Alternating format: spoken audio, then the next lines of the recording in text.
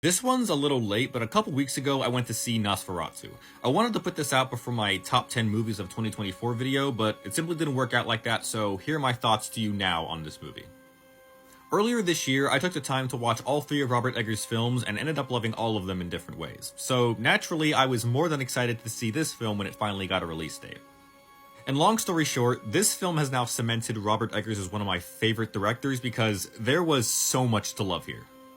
The story follows a newly married woman named Ellen who becomes the object of infatuation for the vampire Count Orlok, resulting in her husband Thomas to seek help to bring down the creature. This film is a remake of the 1922 silent film, which at the time of writing this review I purposely hadn't seen so I could go into the story completely blind regardless of how similar or different it may actually be.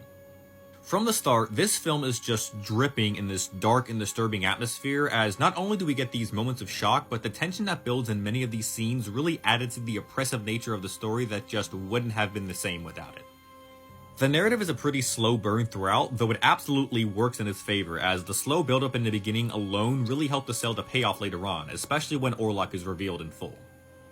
Performances all around are solid, but Bill Skarsgård and Lily Rose Depp in particular really shine, as while Skarsgård commands each scene as Orlok, Depp really conveys the torment and fear she goes through during the whole ordeal to perfection, making every terrifying moment that much more impactful.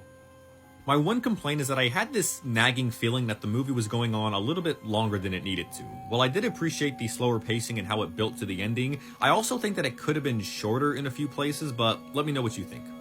Overall, thanks to some fantastic directing, an effective atmosphere, and powerhouse performances, Nosferatu proves to be another win for Robert Eggers as he dishes out not only a great horror film, but one that has become one of my favorite films of last year.